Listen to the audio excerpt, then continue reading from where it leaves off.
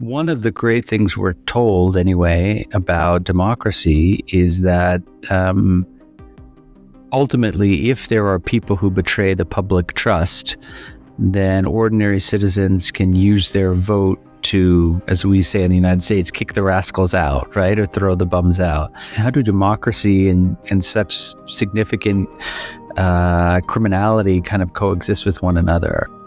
Individual voters are often voting for people with criminal attributes, not in spite of their criminality, but because of their criminality, because they actually view this criminality as a sign of their credibility to get things done. So these people want to become and remain the intermediary between state and society, right? So they create a kind of material dependency that never fixes the underlying problem, right? Now, in the short run, it can be very rational to voters to vote for them. They sort of take out this insurance through the form of a criminal politician. And unfortunately, I think you're absolutely right. The system has a way of perpetuating itself.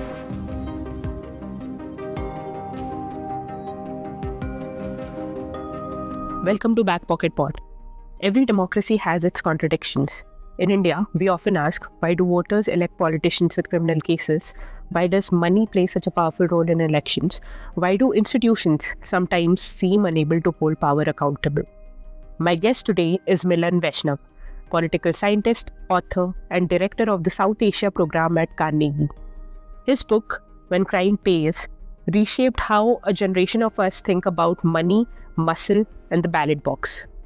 We unpack the hidden incentives that shape Indian democracy, from criminal politicians and election finance to state capacity, national security, and the changing nature of political power in India. This is a conversation about the gap between the democracy we describe and the one we live inside. So, first of all, welcome to the podcast, Milan.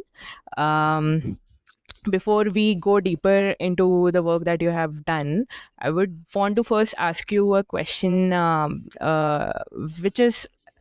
which I think it's in itself it's a little bit deep, but I wouldn't want to know your views on that. How would you define an ideal democracy, Milan? Like, how would you define as a democracy which is actually working? First of all, Rupal, thanks so much for having me. It's great to be here with you. I studied political science, and I think I was very influenced by the work of Robert Dahl, who is a famous kind of political scientist, political theorist who was at Yale, who had this notion that he came up with in the 1960s of a polyarchy. And basically, his argument was pretty simple, which is, we know what a democracy is, but every country in the world, every democratic country in the world is an imperfect democracy. And there is a kind of ideal type that they're all, struggling towards. And so what we see in the real world is really something more akin to a polyarchy. And a polyarchy can be kind of assessed according to two dimensions. So the first is the extent of participation in a democratic society, and the other axis is the extent of contestation. So the first, obviously, is how easily can an ordinary person kind of take part in kind of civic and political life in their context, and the other is how contested is it. So do you have a multi-party system? Do you have alternation of power? Do you have kind of competing ideas that are able to kind of, compete for the median voter's attention? And I've always found that a very simple but very parsimonious way of thinking about democracy. And of course, the axes of participation and contestation, and Dahl says this himself, are rely upon a web of institutional guarantees, right? So that means, having an independent judiciary, having a basic freedom in terms of one's individual's rights and freedom of expression, freedom of media, freedom of assembly, and so on and so forth. But ultimately, if you're judging a democracy based on outcomes, you care about these two axes. And, I've continued to kind of use that framework in my own work, even to this day, even though I read it, decades ago in undergrad, I think first, and then later in graduate school. Okay, interesting. So, how would you say then? Why do Indian voters elect criminals? Then why do we like right now we have like 46% of our Lok Sabha members have some or the other case against them. Is that not the breakage of this democracy not working? Um, Yeah, I mean, I thought a lot about this question, and in fact, this was the sort of motivating question that got me interested into studying the role of criminality in Indian politics, which was, one of the great things we're told anyway about democracy is that ultimately, if there are people who betray the public trust, then ordinary citizens can use their vote to, as we say in the United States, kick the rascals out, right? Or throw the bums out. And so what does it mean for democracy if, far from being thrown out, these individuals with serious criminal associations are being kept in, right? And so I think the overarching question that I've spent a lot of years, too many years, trying to resolve is, how do democracy and such significant criminality kind of coexist with one another, right? And I think the answer is a bit complicated, because I think it is very simple or very persuasive to kind of think of criminal politicians as kind of hijacking a process or parading around as kind of mini dictators, somehow kind of coercing people to vote for them. But I kind of came away with a slightly different interpretation that's a bit more consistent actually with the workings of a democracy, albeit an imperfect democracy, which is that individual voters are often voting for people with criminal attributes, not in spite of their criminality, but because of their criminality, because they actually view this criminality as a sign of their credibility to get things done. And that takes place against, again, like I mentioned, an imperfect democracy in which the rule of law is fundamentally patchy, that the salience of social cleavages and the ability of politicians to prey on those cleavages is very high, and just a general lack of trust, I think, that the state has the ordinary individual citizens' kind of interests at heart, right? So I do think that it can be consistent with a form of democratic accountability, or they're not a very palatable one, and surely a form of democratic accountability that has a lot of downsides for many groups in society, right? So one of the points that I make in my research is criminal politicians are providing things of real value to citizens, but they are doing so on the basis typically of caste or religious or other identitarian cleavages. So if you're not part of that coalition, then you may not benefit from whatever that person is able to deliver by getting the state into shape to be responsive. Right. Again, like here, even you say that in the book that it's democracy that is working in India, and that's what we are seeing, like the kind of incentives that are aligned to different stakeholders. They want to pursue that, and that essentially then result into what we are currently seeing. Yeah. But that procedure in itself, even though we are having free and fair elections, we are having people elect people on the basis of what they think is right. But at the end of the day, that's not necessarily translating into substantive democracy, so to say.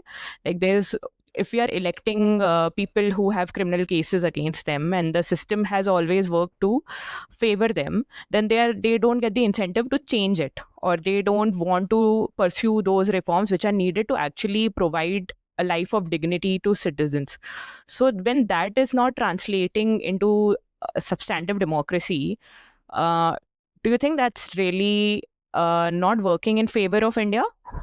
Yeah, I mean, I think ultimately it's very corrosive over time, right? I mean, one of the big lessons to me from studying the link between criminality and politics in India is, most of these people who wear their criminality as a badge of honor, when it comes down to the sort of fixes that they prescribe, they tend to be short-term band-aids, right? They tend to be small fixes that get the system working not on a regularized basis or a routinized basis, but on a bespoke basis. So that Rupal comes to me, she needs to get her mother a widow's pension, and I'm able to threaten somebody in the district office to make sure that Rupal's mother gets that pension, right? Now, that doesn't help Milan when Milan comes, because that's a different case, right? So these people want to become and remain the intermediary between state and society, right? So they create a kind of material dependency that never fixes the underlying problem, right? So the issues with the public goods delivery system, the issues with the justice system, the issues with the social security system, with the system of basic provision of law and order, you're absolutely right. They have no incentive.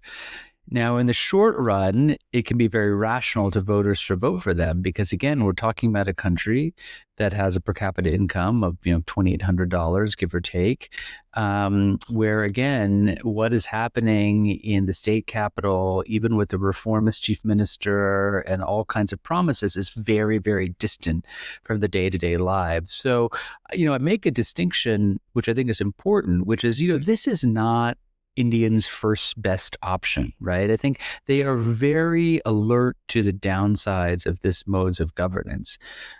But until and unless the system improves at a macro level, at a micro level, they sort of take out this insurance through the form of a criminal politician. And unfortunately, I think you're absolutely right. The system has a way of perpetuating itself. Yeah. Even I think in 2017 there was a ruling by Supreme Court where they ordered the central government to constitute 12 special courts, fast track special courts for trying out MPs and MLAs, and essentially it could be seen as a reform which was out of the system. But then that also didn't work that well. I think initially there were around 1,500 pending cases, which currently I think has risen to 5,000 cases. And we have these lawmakers still sitting in our legislative bodies making laws day in and day out. So even a reform which was out of the system hasn't necessarily worked because there is no way of enforcing those kind of reforms on a daily basis again, right? Well, yeah, and I think just like if you look at the history of fast track courts in India, they've been proposed for all sorts of things, violence against women. It was a big issue after the famous Delhi gang rape of 2012, right? That there should be fast track courts for people who violate certain sections of the IPC, the Indian Penal Code. And over time, the same pathologies that afflict the normal justice system end up getting replicated in the fast track system, right? Because again, this is something else that I learned from doing the book, is that when we talk about the rule of law, that's going to be a very abstract kind of concept, right? But when it comes down to its kind of it's institutional manifestation, it's a whole supply chain that goes all the way from Parliament, which passes laws, to the parliamentarians who write those laws, right? To the justices, the judges who interpret them, to the prosecutors who build cases, to the police who do the investigations, corrections facilities, and where people get incarcerated. That whole entire supply chain. And if one link in that chain is understaffed, under-resourced, corrupted, or not functional in some way, the entire system kind of falls down, right? So, going back to where we started this conversation, I recall meeting some of these criminal politicians are talking to their supporters or talking to authorities in their areas where they were dominant. And inevitably, you would find witnesses who decided to not cooperate, forensic evidence that became contaminated, judges who were transferred, right? Police officials who decided to withdraw cases upon political pressure and so on and so forth. So in a way, it's not surprising that fast track courts have been met by the same fate. Right. And if we zoom into this, have we over the years, have we failed to translate what a parliamentary form of government looks like for India?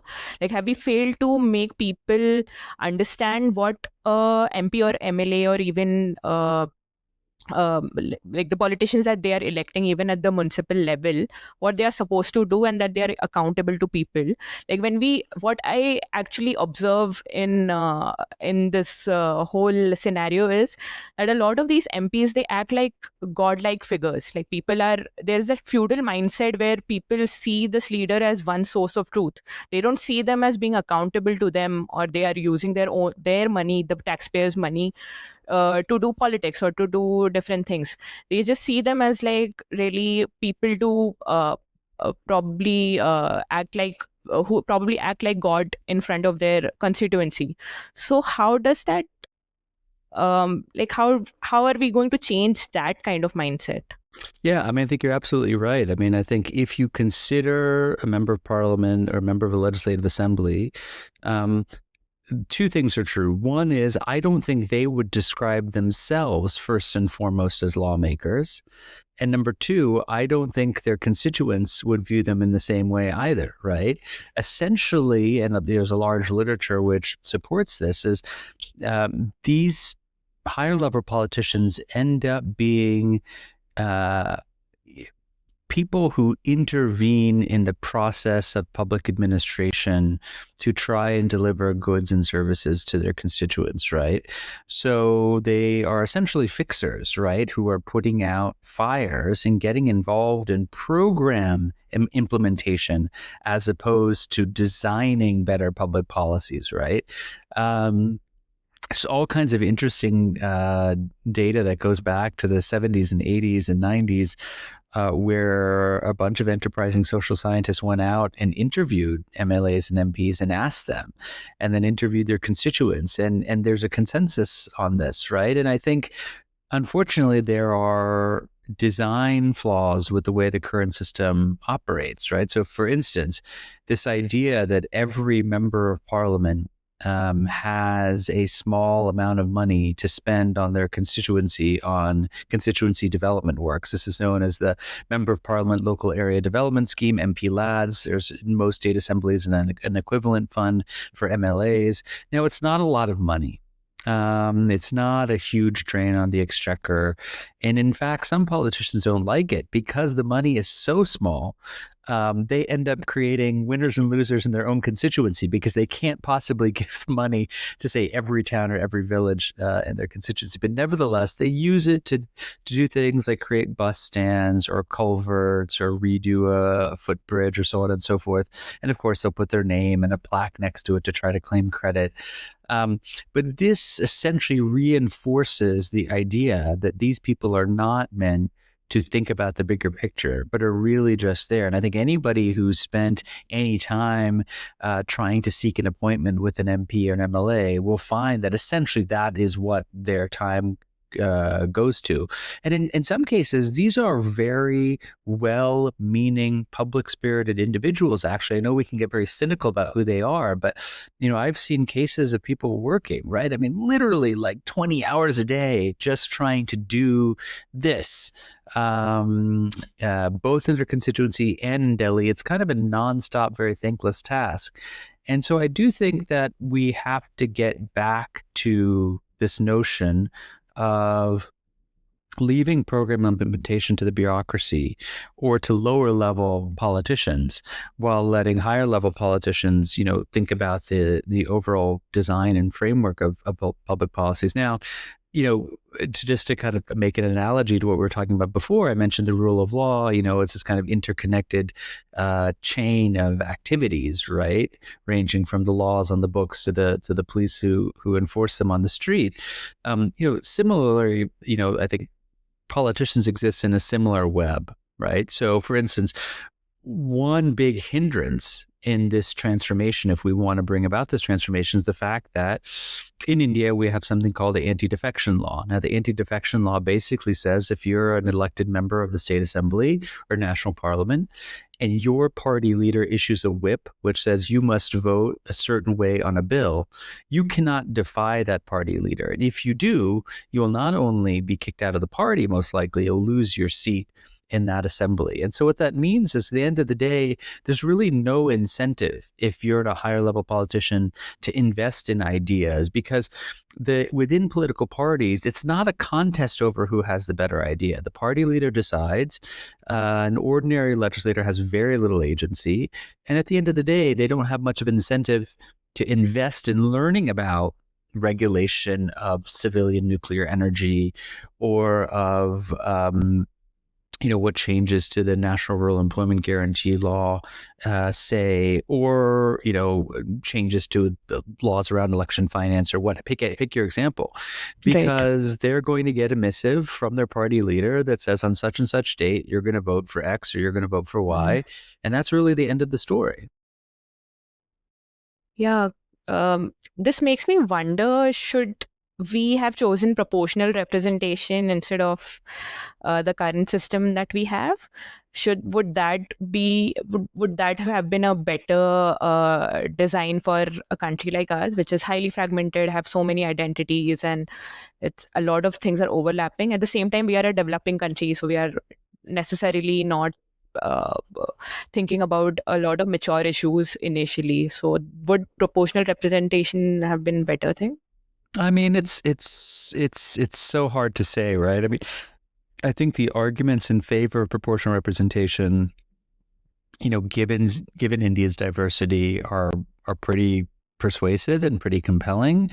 But, you could also argue the other way, that if you have a proportional representation system where it's very difficult for one party to get a majority, it can make it very difficult for the executive to sort of function and to make laws and to pass laws and to implement them. And then you get stuck with the kind of constant negotiation, right? I mean, there are plenty of systems of proportional representation around the world which really struggle with finding a kind of minimum winning coalition that is able to kind of implement policies. So, I think there are reforms to the current system that will work, but I think over time India has made sort of decisions that have made it very difficult for the system that was envisaged under the Constitution in 1950 to really work the way that it should.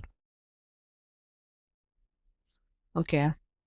You have also written a lot about, because of the crime part, you have also written a lot about the election finance and how elections are funded in India. And you wrote this interesting paper called Quid Pro Quo, Builders, Politicians and Election Finance. And you have also suggested ways in which we can look at probably state funding and elections in India. It's not a secret that a lot of funds do flow and a lot of black money also flows in. So if you could tell our listeners about what you wrote in the paper, because that was very interesting, how you used cement production or cement usage as a proxy of how money was being rooted in the system. And how do we look at the money in the elections, and how can we, what are a few recommendations you would have to make it a cleaner way of fighting elections? Yeah. So I kind of got interested in this whole question of political finance actually through my work on criminality, because there are really two sides to the story. Just to back up a second, right? There's a sort of supply and demand function at work for the kind of marketplace for criminality. And on the supply side, I think the question is, why are these people kind of running for office and why are parties giving them tickets? And then on the demand side, it's, why do voters, given that they have a choice and that most people believe there is a free and fair ballot, we have electronic voting machines, people can't necessarily track who you vote for. Why are they voting for these individuals? Now, I talked a little bit about the second part, which is what's in it for people who, again, may not see this as the first best option, but may see this as the second or third best option. But on the issue of why these people come into the kind of political mainstream, right? I think a lot of it does have to do with money, that over time, elections have become very expensive. And political parties have not necessarily organized themselves in such a way that they can cover the fiscal burden of those elections, right? Most parties are not kind of well-oiled political machines. They tend to be run in a rather unprofessional manner, typically run and dictated by, one person, one leader, or one family. And so over time, they have become much more reliant on individual politicians, candidates who can be self-financing. Now, self-financing candidates means a couple of things, right? One, most obviously, it means somebody who can cover the cost of their campaign. But I think it means a few other things. Number two, somebody who will pay the party for the privilege of running, for getting a party ticket. Number three, somebody who will maybe subsidize candidates who are running on the party label who don't have the resources necessary to contest what are very expensive elections. And last but not least, somebody who may be able to either contribute to the rent seeking that the party does, or at the very least look the other way if the party is engaged in kind of nefarious activities, right? And so once you kind of look at the calculations parties are making, it becomes very obvious that one reason political parties are drawn to criminality or muscle, as we tend to call it in Indian politics, is because of the money that comes along with it. Politicians with criminal linkages both have self-interest in getting into politics to help protect themselves, but also because they're able to essentially get parties on their side, right? So one of the things that we discovered in doing this research, and this was work that I did jointly with Devesh Kapoor, who's thought a lot about these issues, is, okay, that's one strategy parties use, but parties are obviously diversified, right? They have many different strategies for funding elections. And one of the things that we both came to notice, and this was, now almost 15 years ago, it feels like ancient history, is that there was this growing nexus between people in the real estate and construction industry and the kind of party elites and political parties, right? And so we started talking to some people who were in this industry, talking to politicians, people in parties. And what we realized was going on is that, anything having to do with land requires a heavy dose of state regulation in India, right? You need to have permits to construct something. If it's an agricultural piece of land that you want to turn to commercial use or residential use, you have to obtain a change of land use certificate from the local authorities. If you want to build a 6-story building instead of a 4-story building, that will require an additional permit. And so the bureaucrats and the politicians who control them have an enormous influence in terms of kind of dictating how this industry works. The second important factor is that this is an industry that is very cash heavy, that many of India's kind of conservative banking norms make it very difficult for some of these companies to borrow money in the traditional way. And so there's a lot of liquidity sloshing through the system. And one thing we started to see is that, construction firms or those in the real estate business need politicians on their side for the approvals I mentioned. But then come election time, there is a repayment that goes down whereby the people who are affiliated with these companies are shelling out money to help pay for the politician's campaign. But how do you study this? How do you measure it? We don't have really fine-grained data on what we call in the U.S. housing starts or construction starts, which is really fine detail by almost a kind of a pin code or a zip code sort of level of granularity. So we got access to this database that was put together by the cement manufacturers of India. And these are all of India's cement makers. And the reason that we zeroed in on this is because it became clear through our interviews that, whatever construction you want to undertake requires a lot of cement. And there's not very many good substitutes for that. And so what is the observable hypothesis with regard to cement of this quid pro quo we're speaking about? Well, one is that because a lot of the liquidity in this sector gets sucked out during election time because real estate builders have to give money to politicians, we should see a decline in cement consumption in the period around elections. That will kind of resume. It'll be a momentary blip and it'll resume after the election is completed. And so using data, monthly level data on cement consumption over an extended period of time, and the fact that you have staggered state elections, right? So not all states are going to election at once. You can kind of tease out the relative impacts. And sure enough, you do see this statistically significant decline in cement consumption the month of an election in a given state that then disappears once kind of it's back to business as usual, right? So that's kind of consistent with this hypothesis of this liquidity kind of moving out. And it was corroborated by a lot of the kind of interviews we did, both on the political side as well as on the business side. So how do we solve for this? Like the electoral bonds, again, in the form that the current government released them, it obviously was helping them more than the other parties. And there was again this transparency that was missing from the whole scheme.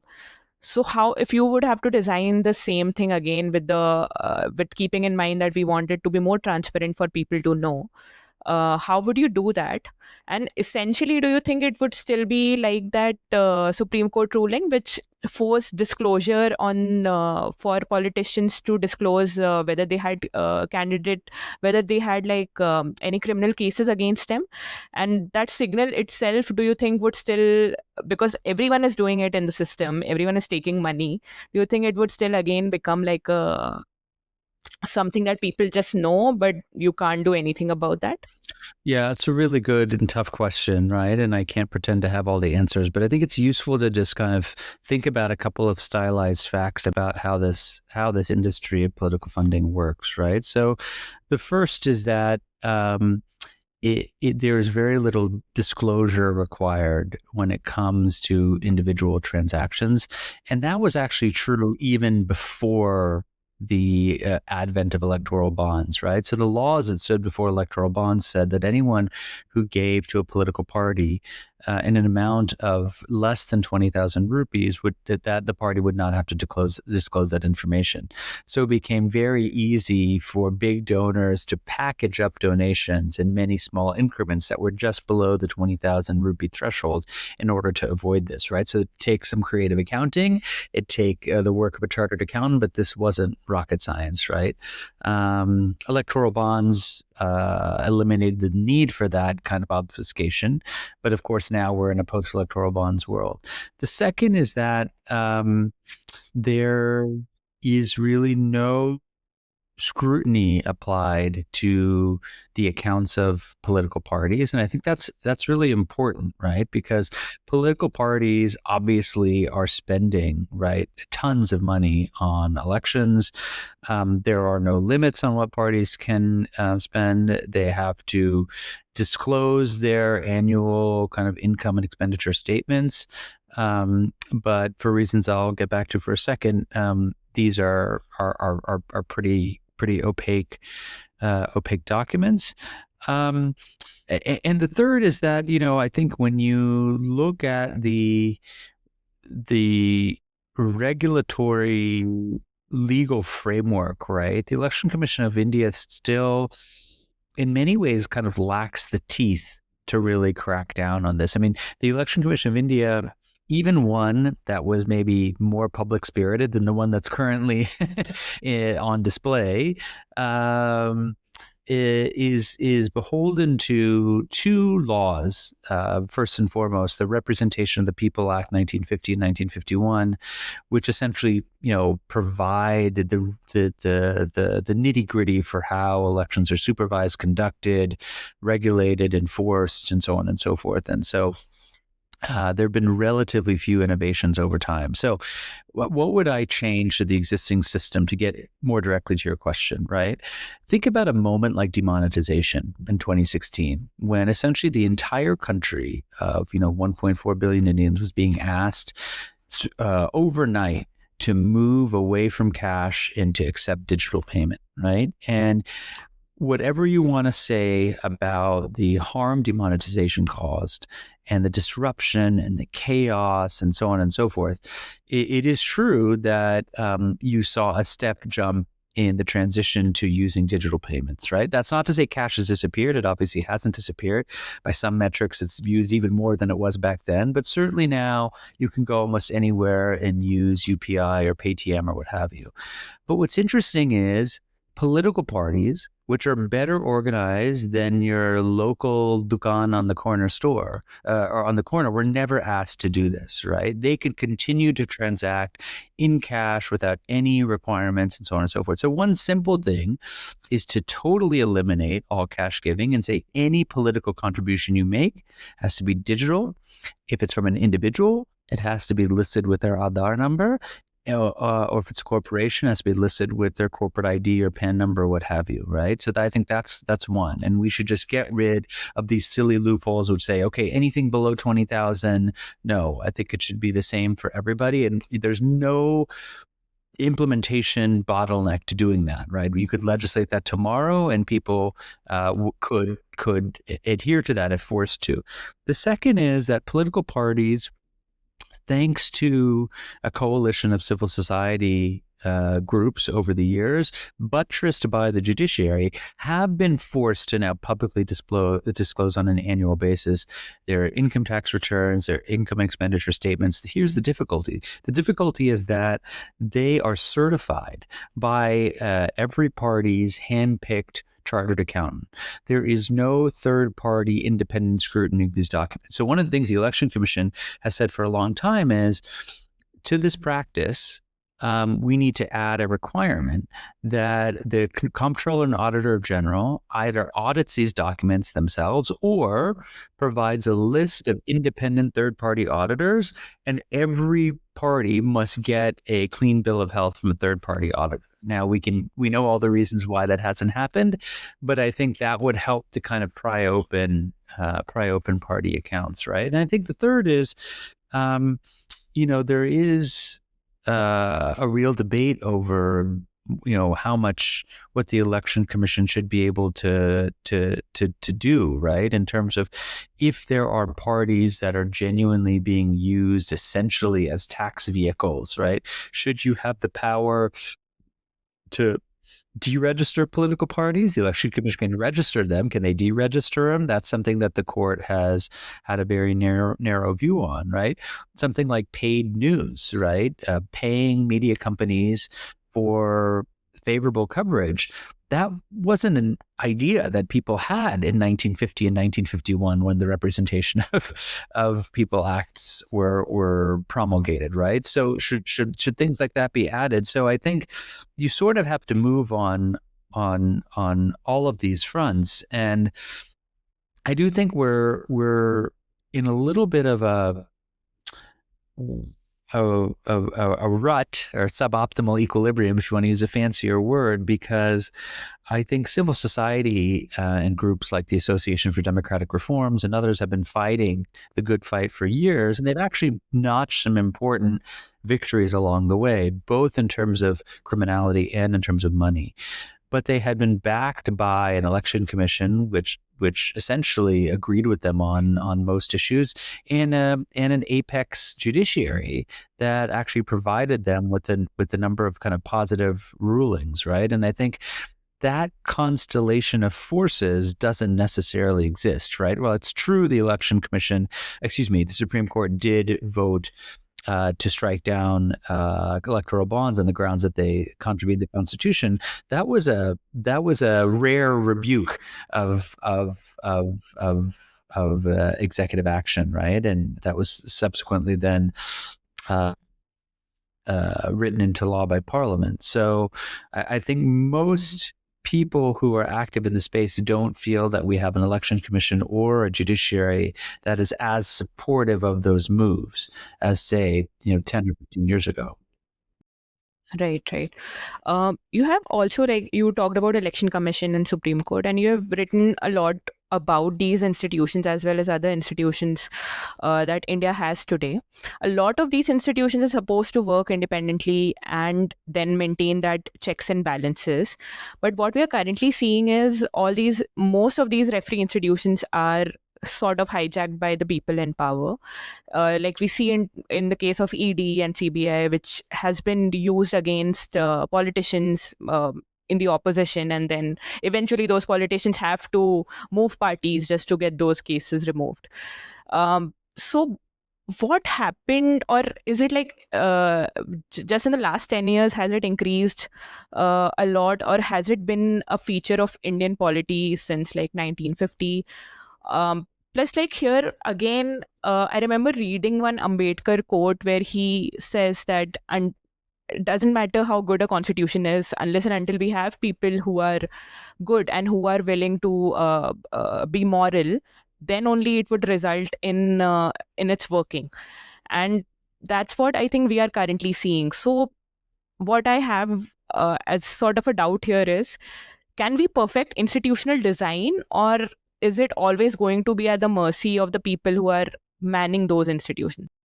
Yeah, I mean, I think it's a great question, right? And I do think that there are two factors at play here, which I think are very important, right? I think the first is the configuration of political power, right? And I do think that some of the weakness of referee institutions we see today it is an echo of what we saw during the heyday of the Congress Party, particularly under Indira Gandhi, right? Where you had a dominant single party majority that was a kind of hegemonic party that where referee institutions, either you saw the executive try to actively subordinate referee institutions by interfering in their work or by picking leaders who they knew would be pliant and loyal. Or more perversely, in my view, is institutions who, upon encountering a powerful and popular executive and ruling party, would instead choose the side of kind of preemptive deference, right? And I think a lot of what we're seeing is really the latter, which is not that we're seeing sweeping changes to the legal and constitutional mandates of so-called referee institutions, which are meant to keep a level playing field, but in fact, institutions who decide to kind of, in an anticipatory way, kind of defer to the executive. Now, the reason is, why are they doing that, right? And I think there are several hypotheses that are worth thinking about, right? The first could be there's actually an ideological kind of syncing up between leaders of these referee institutions and the ruling party, right? Where some of the actions the ruling party wants to take, leaders in the judiciary or the election commission or CNAG or CBI, or you name this alphabet soup of accountability institutions, essentially has some sympathy towards, right? About, we need to have a strong center, we need to have a ruling ideology that's centered around Hindutva, what have you. And so they're essentially just, this is what's in their heart of hearts, and they're kind of, acting to try to bring them into alignment. The second is that there are careerist incentives to do so. Now, we know in India there's a mandatory retirement age where bureaucrats could still have a very lucrative and successful kind of post-retirement career working for a tribunal or a government commission or a government task force, right? There's many such cases of, say, IS officers who have a kind of second lease on life, even after they've crossed the formal retirement age.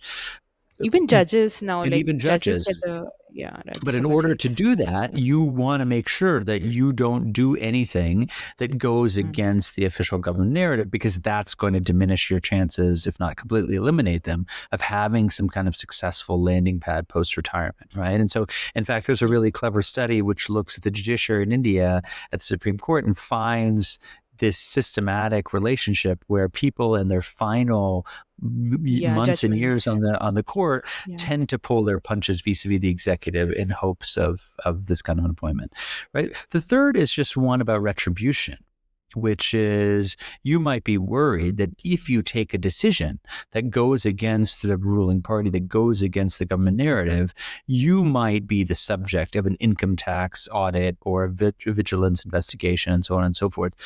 Some of your listeners may recall there was a famous case after the 2019 general elections where one of the three election commissioners, Ashok Lavasa, who was a longtime bureaucrat, dissented with the other two commissioners on the election commission because he believed that Narendra Modi, Amit Shah, and some BJP leaders had violated the model code of conduct through some of their speeches, which he classified or branded as kind of divisive hate speech. He was overruled 2-1 because it's a 3-member body. He went on record saying he wanted his dissent notes to be published. The other two refused. Eventually, he was the subject, not just he, his children, his wife, multiple vigilance tax investigations. They never found anything against him. He was eventually transferred out and given an overseas posting. But I think that there are many other such examples create a kind of fear that if you do something that goes against the official narrative, you might be shunted out. And I think there's a last hypothesis. And look, none of these are mutually exclusive, but I think one of them is just that, people don't like being out of step with what's popular, right? And I think there's a literature in the United States, for instance, that suggests the Supreme Court of the United States, it's a very different context, is very sensitive, to public opinion, right? And so someone like John Roberts, the Chief Justice of the United States Supreme Court, you can make an argument that one reason he has become a bit more of a moderate establishment force is because he's out there very much in touch with what polling suggests about what ordinary Americans think about the Supreme Court and the conservative turn that's taken and the perhaps illiberal turn that it's taken, right? And so there could be that kind of, if you have a government that has so much support, you may not want to oppose kind of public opinion. So we can't disentangle these, at least I can't. I think probably some element of all four at work, but there's a second factor, and sorry to give such a long-winded answer. There's the political balance of power, which we've spoken about now. The second is, I think, what you were alluding to in terms of leadership, right? Which is just norms of self-restraint, that ultimately it's the combination of these two things, right? I mean, it's not just that you have a dominant political party and a kind of hegemonic political ideology. It's also that you have leaders both in the executive as well, perhaps, as who had these institutions, who are not bound by the same kind of norms of democratic constitutionalism, right? And so I think what we're seeing today is the product of both of those things, coming together at the same time. Right. And even you have written this book on national security, institutional roots of national security. And there as well, you talk about these hard facts or hard numbers where I feel like currently we look at national security more from a theatrical perspective. Like we see especially the normal people when they look at movies like Dhurandhar or Uri, and they see that they think it's a very aggressive thing, and we are sort of a leading nation and we are doing all of these things. But if we go by hard numbers, we are not exactly trailblazers, so to say. We also whether it's Navy, whether it's RAW, IB, we have some resource constraints, and all of these theatrics also adds to the complexity of it when we are dealing with nation states on an international stage. So how do you think the institutions which are currently part of the national security apparatus, where are they suffering? What are the different lacunae that they are facing? And until and unless we as a nation think of them in serious terms, we won't be able to actually do something about that. Otherwise, it sort of becomes like we feel good when we are able to think that we can defeat Pakistan. But again, like, Pakistan is not a major player right now.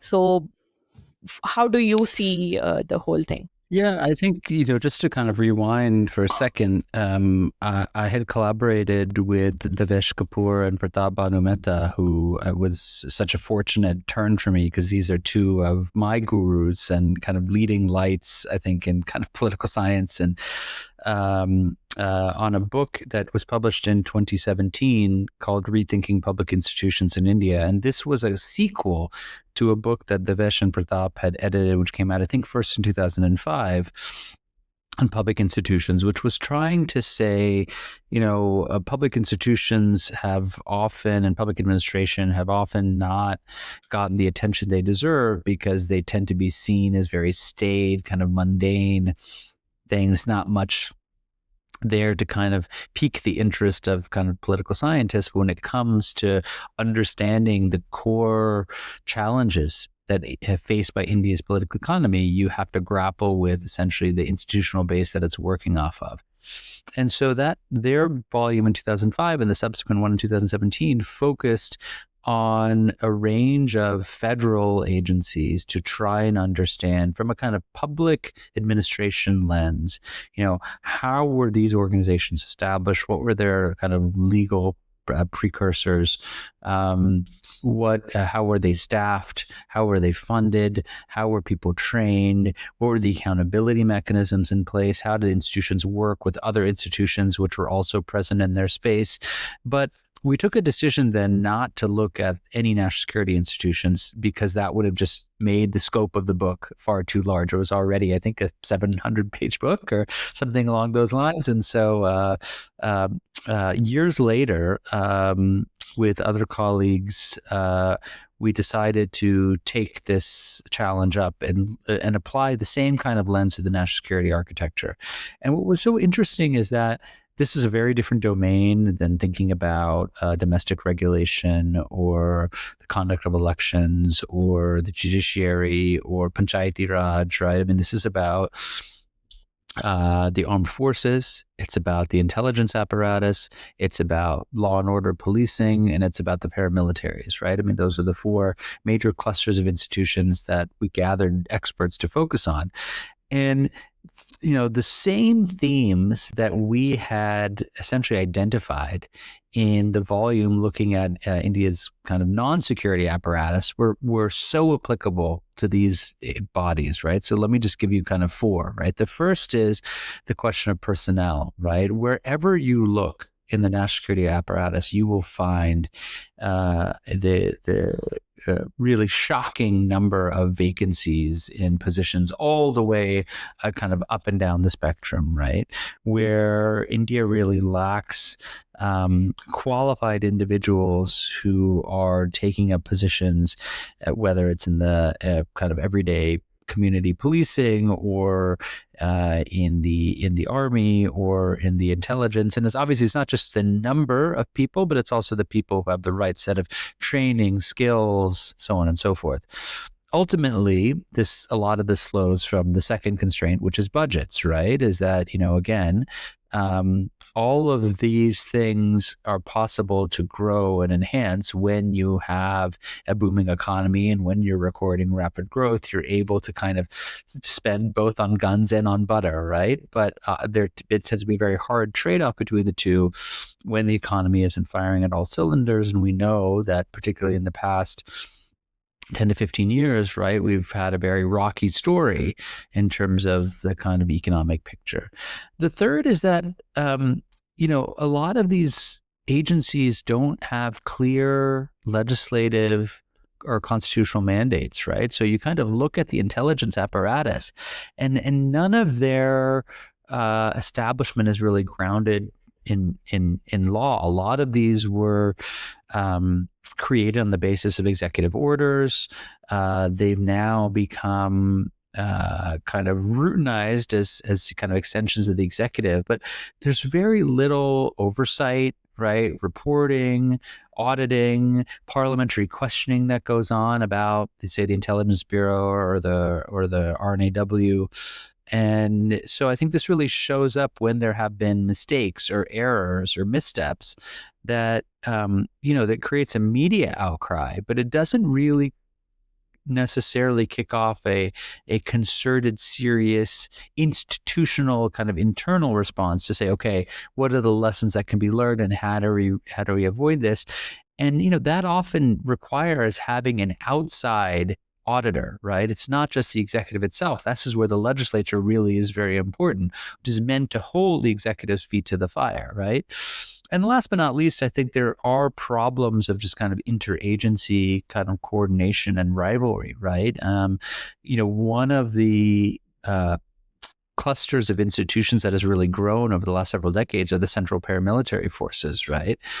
They've grown in number and significance in terms of the number of things that they've been asked to do.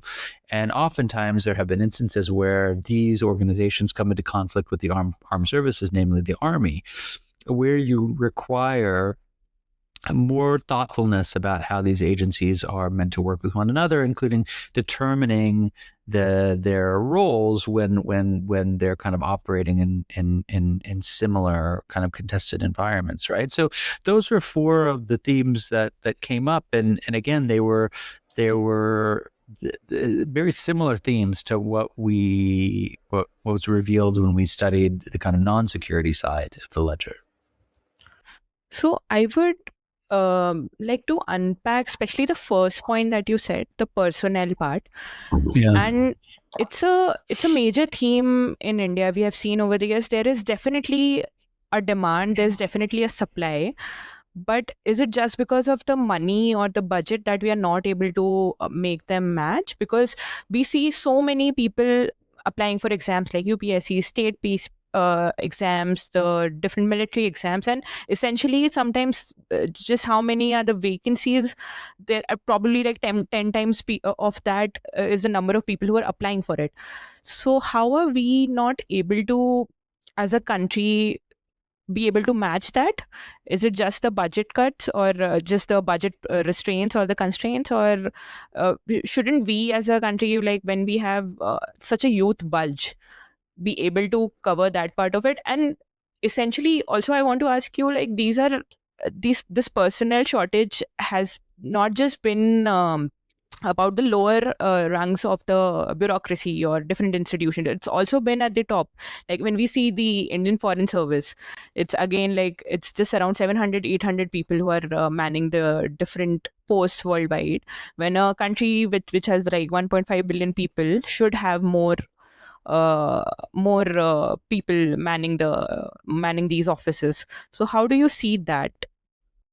Yeah, I mean, it's a great question. I mean, it's not one that I have a kind of hard and fast answers to, but again, I think this is one of the places where there are kind of multiple factors at work, right? So I think clearly one of them is budgetary, right? Which is that it is very difficult to replenish talent that is retiring or that exit the system with new talent when you don't necessarily have the resources in place. So just because you have a vacant position doesn't mean that you have the financial backstop to kind of fund that recurring cost, right? So that's the first. I think the second is there's also a real skills challenge, right? Particularly with specialized agencies where they find at the higher levels, they don't necessarily get people with the right set of skills that they require. And I think this is a larger story about the kind of state of higher education in India and how it's producing a lot of graduates and not necessarily graduates who are kind of immediately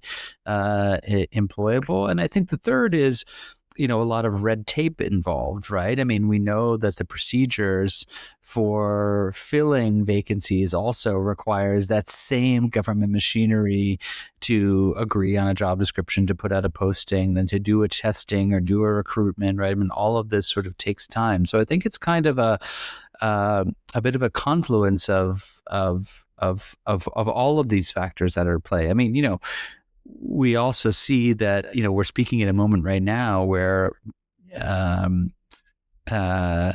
there is a national crisis going on around testing, right? And the idea of recruiting people through specialized tests for, medical seats and so on and so forth. This is something else that I've kind of put under the rubric of red tape, but it really goes beyond that to just kind of, corruption. And I think one of the things here that I think has come to be better known now, and there are a lot of people who have written about this, and we talked about it in our books as well, is I think we have we've had a very wrong idea about the kind of Indian state over time, right? I mean, we tend to talk about it as this very big state, the state that tends to overreach, the state that's kind of omnipresent. And really, we have two things coexisting at the same time, right? One is we have a state that it's incredibly undermanned in personnel terms, but it's also simultaneously incredibly over-bureaucratized in procedural terms, right? And the two can be connected, right? The fact that we have so much red tape also makes it much harder to kind of, fill the vacancies that do exist. So, I think, yes, the state has its hands in many different areas, and I think a lot of people would vote for a state that was slightly leaner in terms of a state that focused much more on the core kind of Weberian writ of the state, which is, justice, security, taxation, revenue generation, and public goods provision, like primary health and education. But doing so, right, trimming the fat to allow a state that focuses on getting those core things right, also simultaneously involves building a lot of muscle, right? Both in terms of number of personnel, but also the skills they have and how they're allocated, right? Spatially, geographically. There is a tendency, I think, oftentimes, and this is true wherever you are in the world, of getting into these very facile debates about, do we need to expand the state? Do we need to cut the state? And the answer typically ends up being that we need to right size the state. And that's like a very cute phrase, but in fact, I think it gets closer to the heart of the actual issue. Right. You talked about the current crisis which we are seeing in the country, and a lot of protests going on. And a few days back, there was a protest in Delhi as well by this Cockroach Janta Party, which was born out of this comment by the Supreme Court CJI. So how do you see this current moment right now? How do you see this anger, which has been there for some time, and now it's coming out in ways like this? So I think there's two things, right? I mean, one is that after the recent set of state elections, particularly with the BJP able to get this result in West Bengal, which is a state that it has coveted for many years, but the first time it's actually able to put together a government to come to power, not just put together a government, I mean, put together a government with a thumping majority, and with each passing day looks like dismantling the major opposition, which is the Trinamool Congress, which a few days from now may not even exist as we know it. I think led to a lot of valedictory assessments about how the BJP was at the zenith of its power, how I think the NDA now controls, if I'm not wrong, 22 of India's 28 chief ministers, something on that order. And, the East, which includes, Orissa, Bengal, of course, the Northeast, which had been a place where the BJP has historically underperformed, now looks like an area of real strength.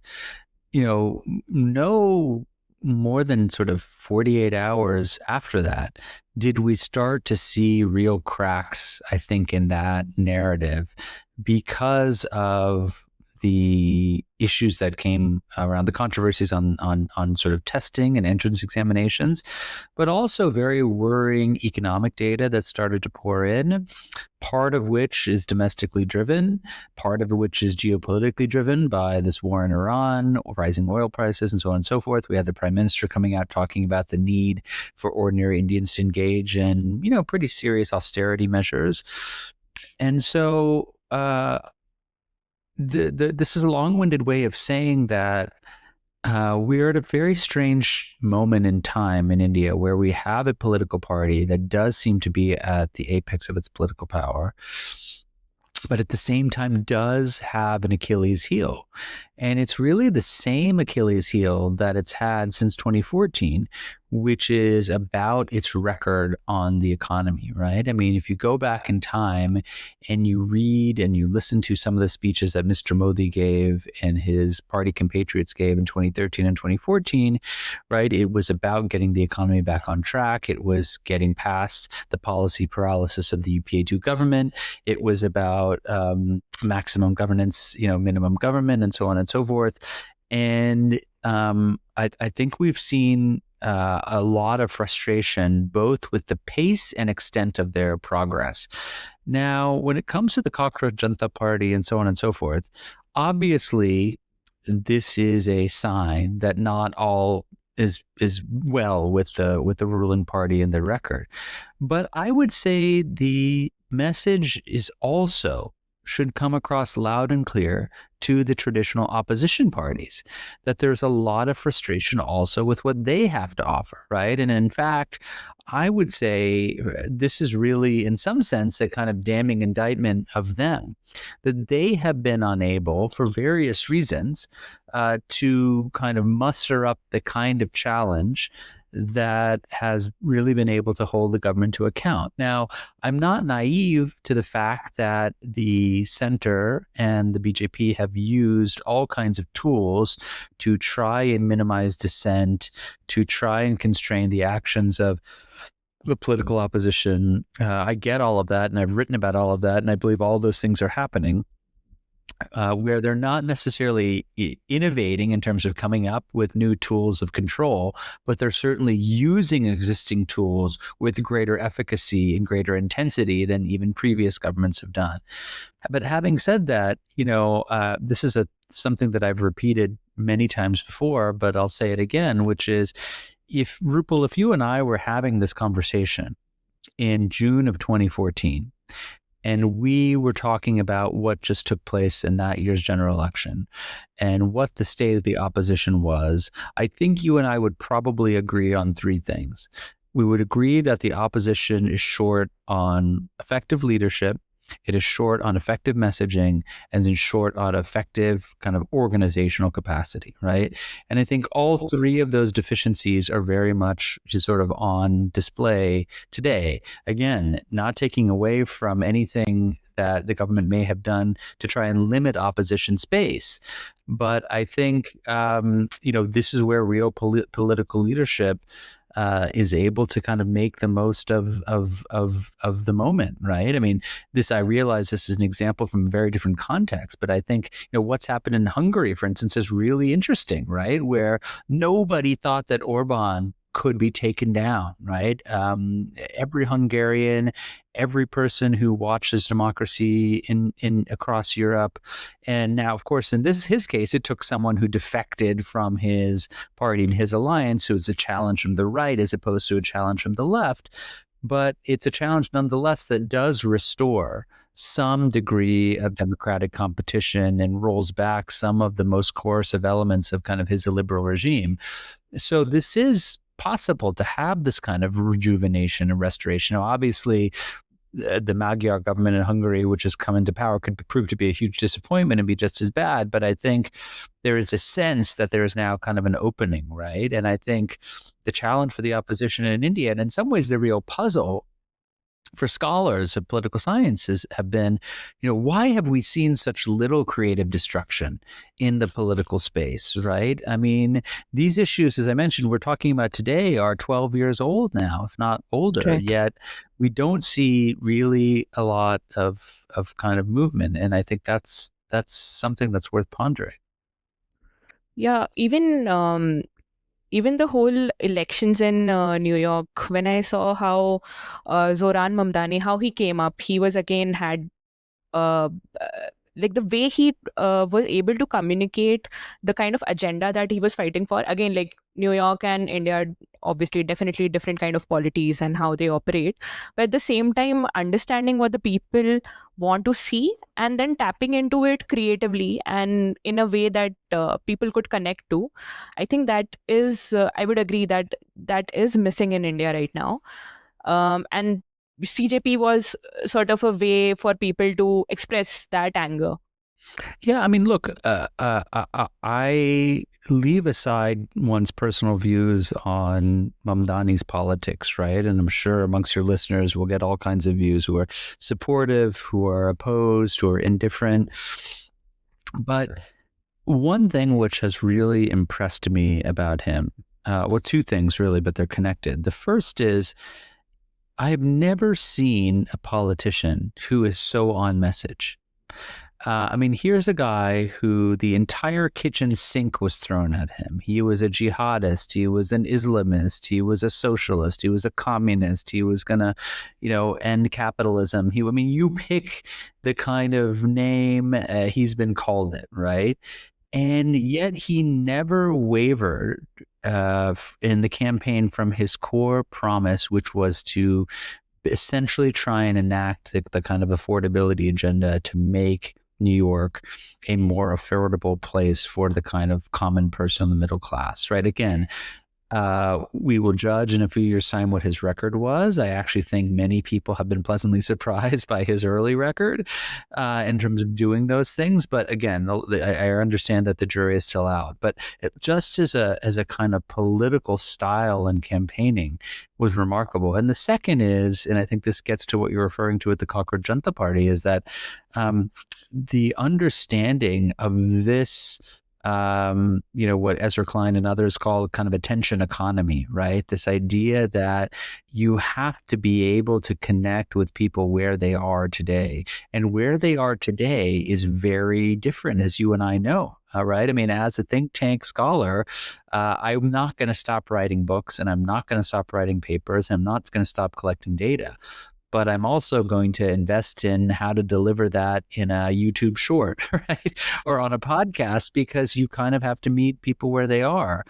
And I think he has been so good at being able to combine a complete loyalty to a message, adherence to a message, with an ability to really grasp the media that are available to him today that are being consumed by the people he's trying to reach out to. Right. I agree. You also have defined this term called Second Republic while writing about BJP and them coming to power in 2024 elections.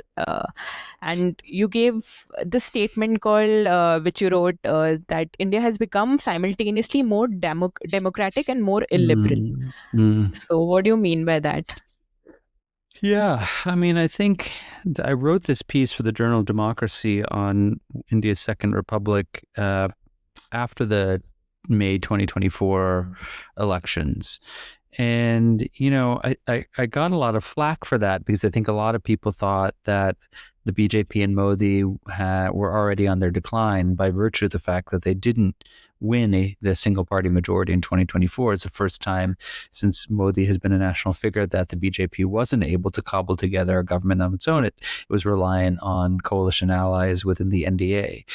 But I think what I was reacting to was kind of a larger set of forces that I felt had been changing for some time, and that one election really was not sufficient to kind of dislocate, right? Which is a kind of fundamental rethinking about kind of the principles that undergird the kind of Indian Republic, right? And I contrasted a kind of set of principles I saw as sort of emerging post 2014, roughly, with a set of principles that I think were kind of codified during the constitutional moment, right? And without going into excessive detail about each of those, the First Republic broadly rested on this idea that India had to be an open and inclusive democracy, a democracy that both had to have free contestation as well as free participation for all, irrespective of creed, gender, age, socioeconomic status, region, language, so on and so forth. The second is that state power had to be constrained by a web of institutional checks and balances that ensured that the state could not kind of override a citizen's basic personal freedoms. There was a belief in a kind of secular republic where India was not a kind of monolithic Hindu community, but represented a multiplicity of ideas, religions, creeds, beliefs, and so on and so forth. And that ultimately India was trying to create something which was quite unique, which is not a nation state, but a state nation, which is a term some political scientists popularized about 25 years ago, saying that, within a state nation, essentially within a unified kind of democratic institutional setup, you can have space for multiple nations or imagined communities to kind of coexist. And the last principle of the First Republic really was that this idea that India is a union of states, right? And that while you had to have a powerful center to kind of hold the country together, especially in the wake of partition and threats to secessionism, that you needed to make sure that you had a balance between central power and decentralized authority. And as I was thinking about where India was in 2023 and 2024, it struck me that on each of these principles that we'd seen some kind of change.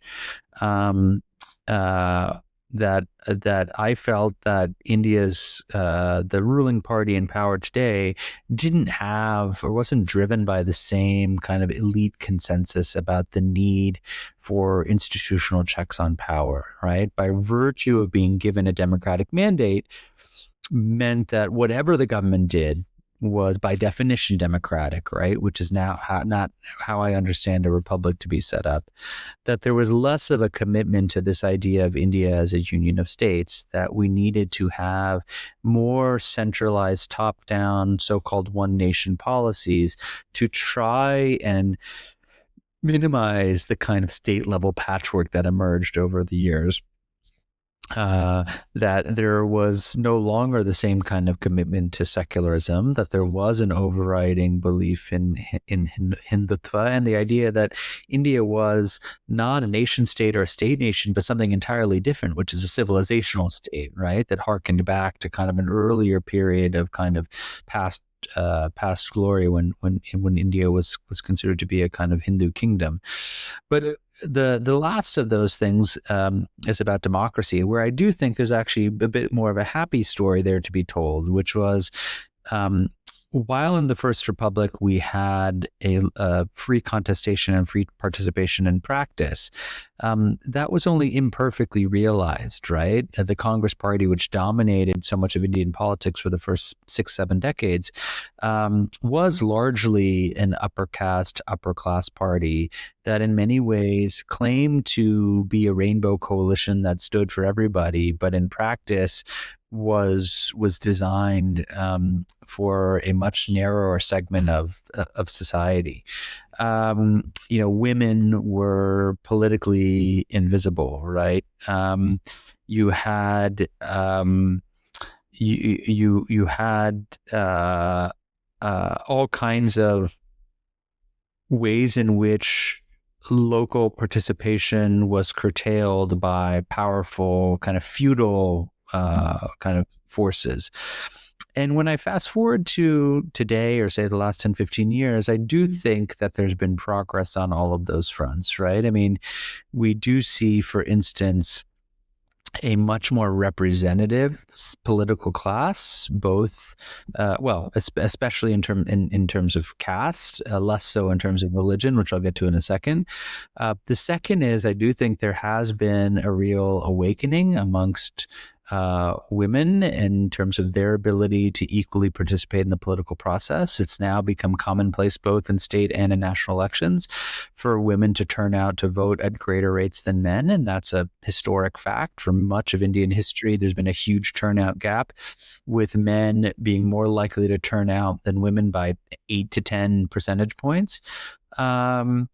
And I think that the innovations we've made to elections in terms of the security deployments, in terms of the EVMs, in terms of the whole set of things I think the Election Commission has largely done right, have meant that I think more often than not, people are able to vote their conscience as opposed to vote the way that somebody else wants them to vote, right? Now, and I think that's been a big shift where I actually would say the Second Republic has made some innovations. Now, there are some glaring holes in this, or gaps in this transformation. I think the most obvious one is what's happened to religious minorities, specifically Muslims, right? Where they are not seen to be important at all, frankly, in cobbling together a political majority. And there's no desire, I think, on the ruling party to have representatives in parliament and state assemblies who come from that community. And there's a feeling that, you can construct, again, a minimum winning coalition without having to cater to, 15 to 16% of your population. And I do think that is sort of different. And one final thing I'll say is, and I think my concerns about this have grown even more since I wrote that piece. It's that piece is now almost exactly 2 years old.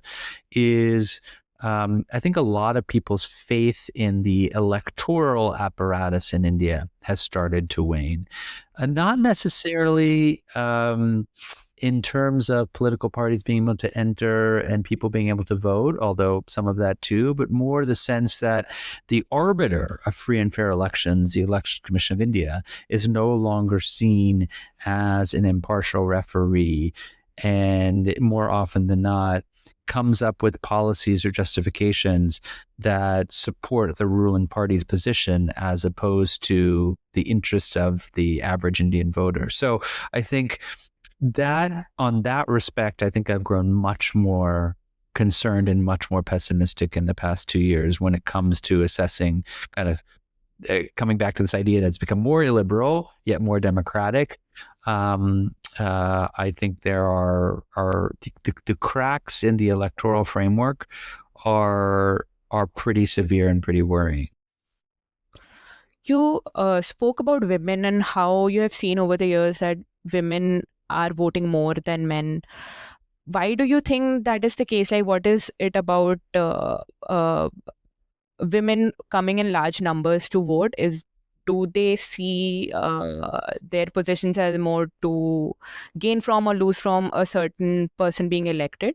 Also, I was curious to understand that while you were studying the different criminals and different people who are elected, even though they are criminals, while you were going around and talking to people, did you see any difference in the way men treated these strongmen and women treated these strongmen? Was there any particular thing that you noticed? Yeah. So two things there. I think on the first thing, I mean, I think there are lots of factors that go into this, right? In terms of women coming out to participate in greater numbers than ever before. There's some fantastic work by Rithika Kumar, who's a political scientist at Rice University, who has pointed to migration actually as being part of the story. As you've seen, particularly in places like Uttar Pradesh, Bihar, Jharkhand, the so-called Bimaru states. I know that's not a politically correct term, so we don't use it anymore, but I think the traditional Hindi belt large states, we've seen a lot of male out-migration. And what that has meant is that, one, that women have both more space and more autonomy to kind of vote because the head of the household is no longer there. So I think there's some of that. I do genuinely think that the Election Commission has had a role to play. If you start from about 2004 or 5-ish and look at the next 10 to 15 years, they have made a big investment in voter inclusion, in trying to go from the grassroots level to try and encourage people to make sure that they're registered, to try and go door to door with a gender specific lens. In fact, I think one of the reasons that the controversies over the electoral roll revisions that we're seeing now in the special intensive review and so on and so forth, one of the reasons that is so concerning is because it completely flips the idea of what made the Election Commission distinct on its head, right? Unlike, say, a country like the United States, which really the burden's on the citizen to make sure they're registered to vote, the Election Commission really assumed for the state that burden. And again, I think it was highly imperfect, and a lot of this relies on last mile implementation. But I think what's so worrying about SIR is it again throws it back to the voter to say it's really on you to make sure, right? But anyway, leaving that aside, I think the Election Commission over the past quarter century has done a lot of work. And again, I think there is something that we would expect as literacy is rising, as urbanization is rising, as incomes are rising, that more and more women have the wherewithal to really demand their rights, and I think have greater bargaining power also within their households to demand that those rights they're able to exercise them, right? So I think I see it as a confluence of all these things. Some of them are, I think, artifacts of India's economic model, and that you see so much out migration. I think some of it is genuine institutional effort. I think some of it is real gains in kind of, intra-household bargaining that have taken place over the past several years.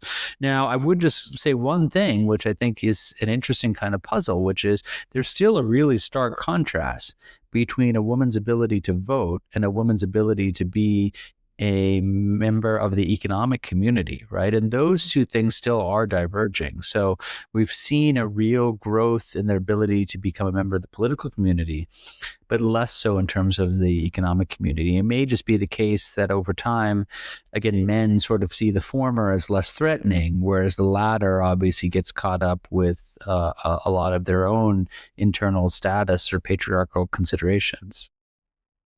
That's why I think we see schemes like, especially in West Bengal, I'm forgetting the name, but they were giving cash to women, and similar scheme was being done in MP. So I think that could also be political parties reacting to seeing numbers, especially these women coming and voting. So seeing them as a block to recognize with, I guess. Yeah, and I mean, I should have mentioned that. I do think that political parties have become much more savvy also about trying to cater to women voters, right? And in fact, one of the real innovations I think that Narendra Modi has made is that I think he was really a step ahead of many other parties and politicians in recognizing that if he could somehow tap into the women's vote, this was going to serve the BJP well electorally over the long haul, right? And now, of course, many other political parties are using the same kind of schemes and rhetoric that he has, but I think he did have a first mover's advantage. There is something very paternalistic in how political parties talk about women, because it's always seemed to be through the lens of kind of welfare and how to make your life easier in the kitchen and how to make your life easier in the household. So I do think that, as a male, I see this as very problematic. I'd be curious what you think, but I do think that being recognized as somebody who is toiling, who is struggling without a lot of recognition does matter. And I think this is where you have to step back and you also have to acknowledge political skill. And it's the same case in the United States, right? Donald Trump put his finger on something in 2016 in the United States, which was this idea that people felt left behind, that inequality was very high, that there was nobody standing up for them, that people were too aligned with moneyed interests or corporate interests or special interests or identity interests, and had forgotten large swathes of the population. Now, his solutions to the problem have been incredibly misguided and wrong, and I say would have left the U.S. in a worse place today on almost every metric than before. But put his finger on something in the way that I think Narendra Modi also has put his finger on something that was bubbling beneath the surface, with young voters, with women voters, with Hindu voters, with OBC voters. I mean, it's a pretty long list, right? And so I think it is, I genuinely do think that there are serious concerns about the kind of electoral framework and how democracy during elections is working. But I don't think that we should make the mistake of conflating all of Modi's successes to that alone, because I actually think he has managed to identify things that were there for the taking in terms of popular politics that others simply missed or didn't care to see. Right.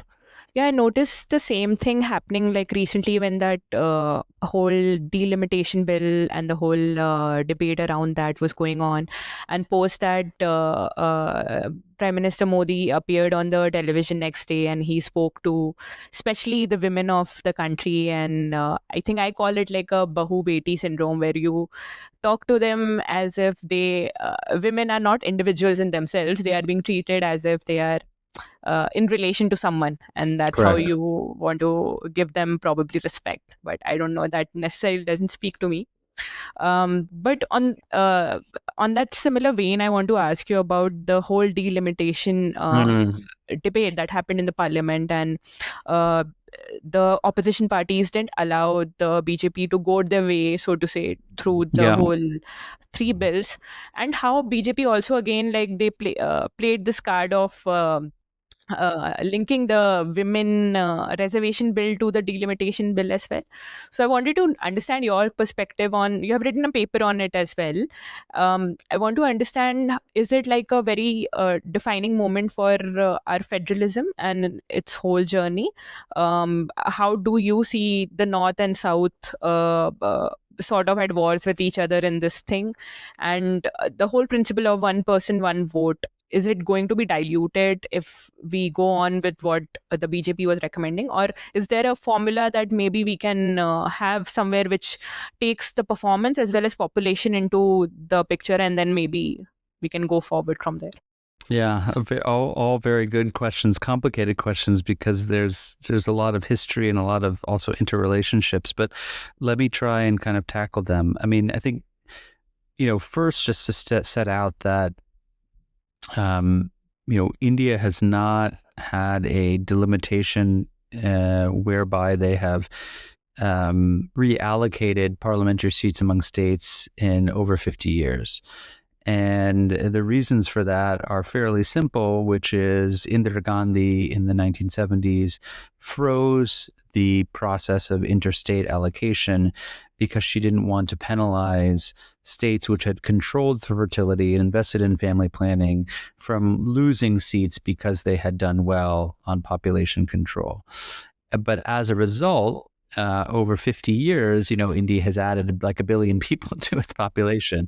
And so there is a tremendous amount of malapportionment in parliament. And what that means is that there's a misalignment between where the population resides and where political representation resides, right? And this was something that the NDA government decided not to tackle during Vajpayee's time. They decided to extend the freeze even further. And so the Constitution now says that, this delimitation will proceed So once the first census is completed after the year 2026. So that's why this has become such an issue now. The government did not want to wait for a new census, and we could talk about why it didn't want to. So they abruptly introduced this trio of bills that would advance delimitation on the basis of the last census, which is now pretty old itself, which is the 2011 census. Now, there was a very strange discrepancy between what the BJP was saying in Parliament and what the language of the bill actually said. So in Parliament, they said, look, what we hope to do is we have a Parliament of 543. We are going to extend it to 824 seats. We are going to increase every state's share of seats by about 50%. So no one will be punished because, if we were to do a real one person, one vote reallocation, a lot of the southern states would lose representation, and the northern states, the more populous states like Bihar, Uttar Pradesh, would gain, while Kerala, Tamil Nadu, others would lose. Now, the fine print of the bill, however, didn't contain that guarantee. It said the delimitation will take place and will be take place based on the one person, one vote principle. And so the opposition was being asked to basically take this huge plunge on a leap of faith that this government could change at any point in time. There was also something else which happened in the bill, which I hope gets more attention, because the rumor is the government is going to reintroduce some bill on delimitation in the next parliamentary session, which is there has been in the Constitution a requirement that a delimitation occurs after every decennial census. And that provision was actually removed. So it's now at Parliament's discretion when future delimitations will happen. And it's up to Parliament's discretion which census to use when a future delimitation happens, right? So even if the government was true to its word and it implemented an expansion of the Lok Sabha that didn't take away any state's relative share of seats, I think it was reasonable for the opposition to have concerns, because the entire constitutional foundation of how delimitation work would have changed. Now, in terms of where do we go from here, I mean, we don't know what the government is going to introduce, but I think one reason why it's so difficult to talk about this area is because there are multiple things happening simultaneously. One, you have malapportionment and political representation. Number two, you have a real controversy over fiscal federalism, where a lot of the more economically dynamic states in the South and the West believe they put much more into the tax kitty that then they get out via fiscal transfers. Number three is you have the introduction in 2016 of a goods and services tax, which creates a national indirect tax regime, which takes a lot of tax autonomy and authority out of the states and puts it into a new entity where both the center and the state sit, but that limits what states can do on their own for revenue generation. And last but not least, you also have a lot of pressures that are linked to internal migration, where you see a lot of out-migration from states we discussed before, like the Hindi Belt, into parts of Western and Southern India, where, frankly, there's just more employment opportunities. So each of these issues has sort of been seen separately, as opposed to elements in a larger kind of grand bargain that have to be tackled simultaneously. So, without getting into all of those areas, I do think any solution, in my view, should grapple with three things, right? The first is, I do think that there is something very important in a democracy of adhering to this one person, one vote principle. It should not be the case, ideally should not be the case, where somebody's vote in Kerala is worth more than somebody's vote in Jharkhand. In a democracy, particularly in a proportionally represented, proportionally driven, allocated lower house of parliament, right? So I think that's one principle. The second is, what often gets lost in this debate is the Rajya Sabha, the upper house, right? Which was meant to be a council of states, which has functioned as anything but a council of states for a variety of constitutional and legal and political reasons we can discuss. So I think, you also need to tackle how you want to reform the Rajya Sabha to make sure that it actually is an effective voice for state and state interests. And number three is I do think you have to introduce into India's system of fiscal federalism a greater weightage for, which the most recent Finance Commission has done in a small way, weightage for performance, right? Because ultimately, I do think it is a federal union. There are going to be cross subsidies, but there has to be some account taken in consideration for the better off states and the feeling that they're being really squeezed, right? When it comes to one person, one vote, I mean, I do think, you don't have to go from 0 to 100 overnight, right? You could come up with a system where you scale things. It's called degressive proportionality, where you rebalance representation, but not in a kind of one-to-one way, right? That's linear, right? You take a kind of half step to make the adjustment period more palatable to people.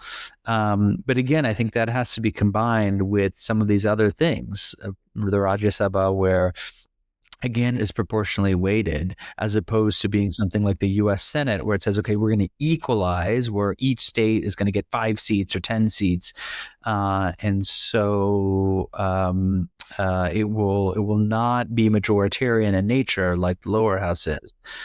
But I also think the fiscal considerations have to be taken into account. Ideally, it's not something that the Delimitation Commission should be concerned with in a narrow sense, right? As some Pranay Kotastane, as a scholar at the Takshashila Institution, has said, the Delimitation Commission is not the Finance Commission. It's not the Population Commission of India. It's not the Demographic Commission. But the political leadership of the country has to look at these things in a holistic way. Got it. So taking a little pivot from here, I wanted to know your views on AI in general, but also how AI, how do you see Indian economy, which is currently very service-based, with AI coming into the picture, we probably over the years, there'll be a lot of churn. Negative, positive is up for debates, but there's going to be a lot of churn with AI currently taking a lot of entry-level jobs.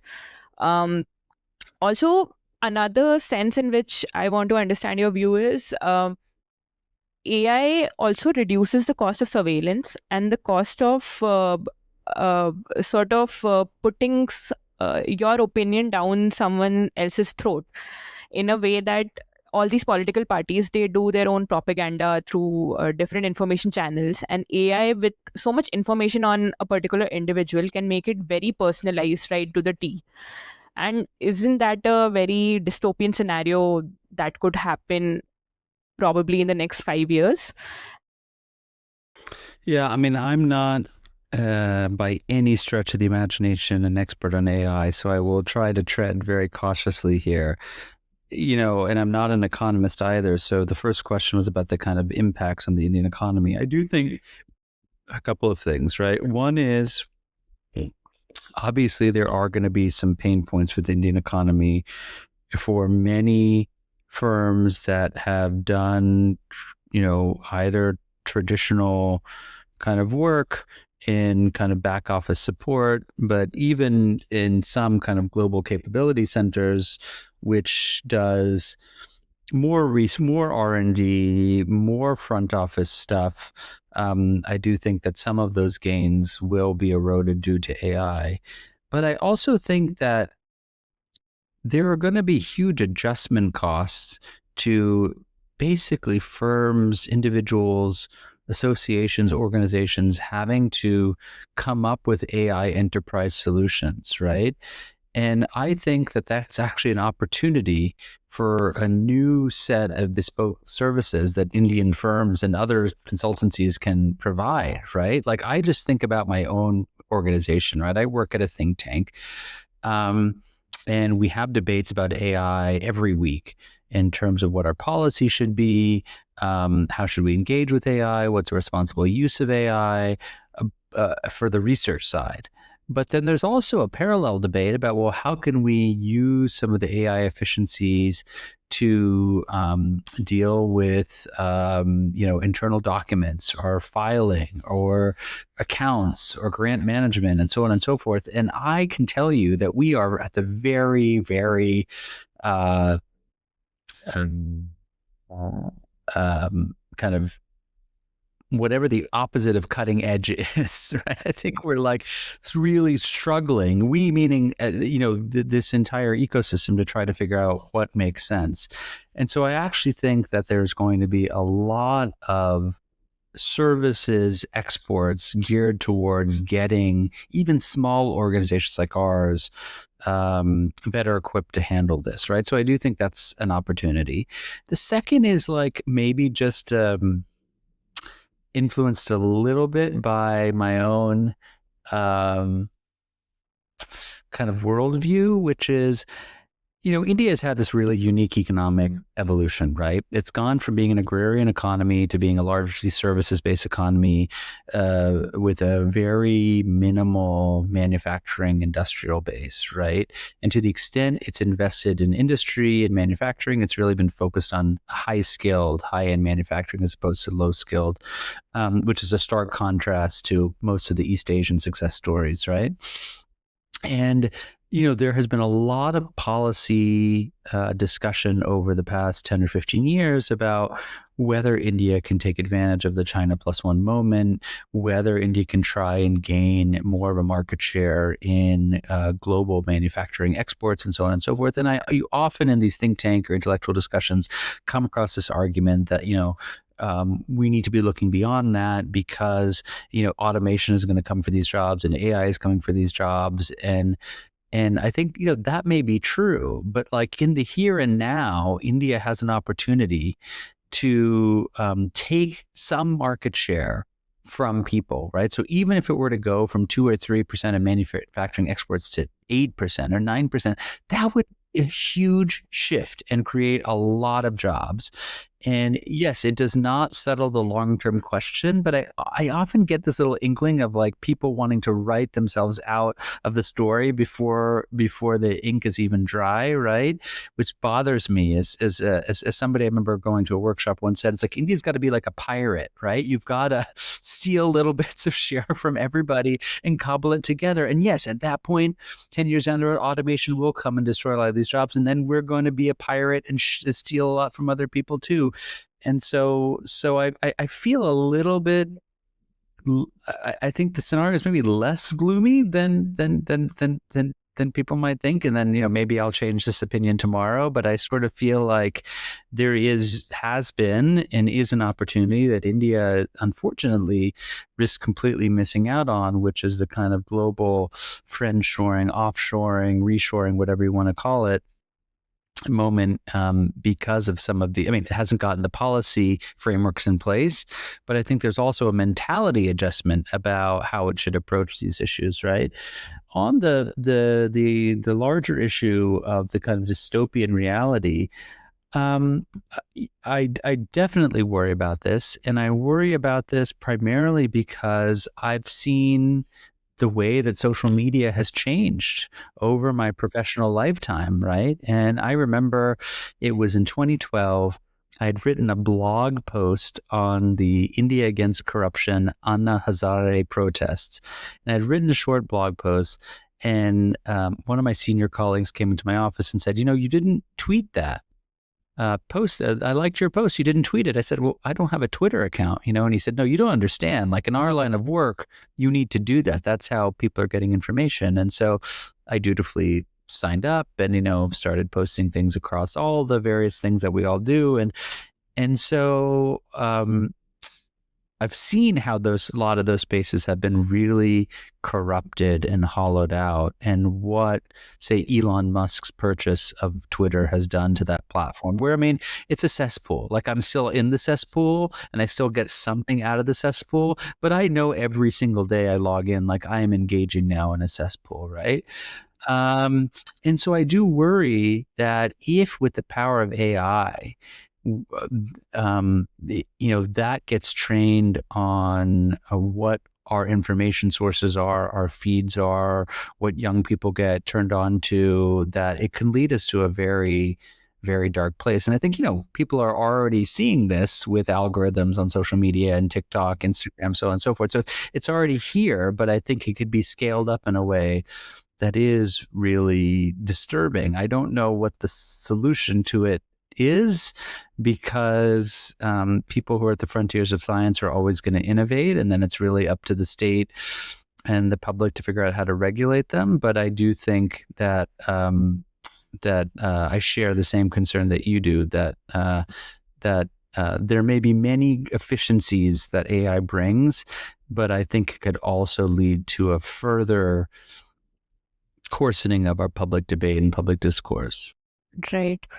I also I'm intrigued by what effect AI would have on the national security and how nations interact with each other, because today it's today's news that I read that Claude released its recent model called Fable, and then America said that no US non-US citizens could use it. So suddenly, like, I was using it day before yesterday, and suddenly I cannot use it anymore because it's out of. So that sort of worries me that we are not in that race of building such models, and if with just one order you can do that, you can just remove the access of such a important technology going forward that could have some ripple effects. So let's see. Yeah, I mean, I think it's even the people who are foreign citizens who work for Anthropic may not be able to access those models. So, I mean, it's pretty desire, and it does go against, I think, the advice that many people in the tech world in India have sort of said, which is, look, let them blow all this money in Silicon Valley on developing models. We'll use them and develop the use cases for them that suit our society and our development. But obviously, when this issue of export controls gets thrown up, where you can revoke access in 15 minutes, or I think Anthropic is given 90 minutes to comply with this order. I mean, it's pretty shocking, right? It also, I think the other thing that we're at the cusp of, and again, this is not really my area, but it's something I think is really fascinating, is how it's changing the nature of warfare, right? And I feel like with the Iran war, we've kind of seen it in real time, not specifically with regard to AI, but just in terms of how different technological solutions that are relatively low cost can outfox or outmaneuver extremely expensive kind of defense platforms, right, that the U.S. has been using. And we've seen a real kind of comeuppance, I think, for the U.S. when it's come against these Iranian drones, right? And a similar story has been told about what's happened with Russia and Ukraine, with kind of Ukrainian jugaad, which America was very dismissive of, and now is trying to learn from as quickly as possible. And so I do think that these things are going to be, much more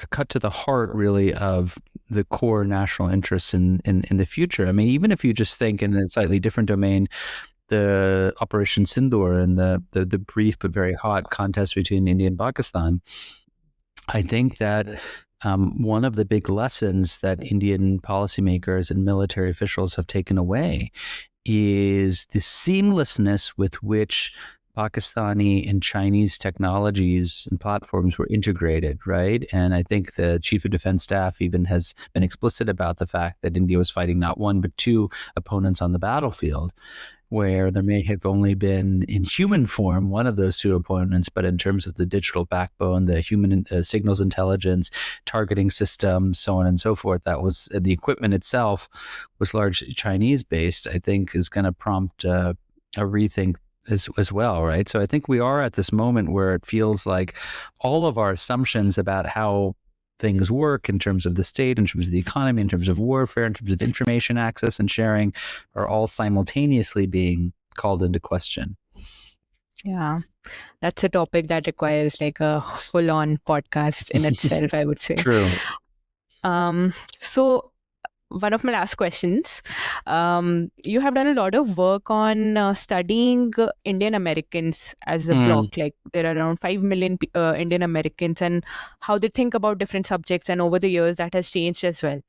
So one finding that was very intriguing to me was how they have a very wide latitude towards what kind of politics is happening back home.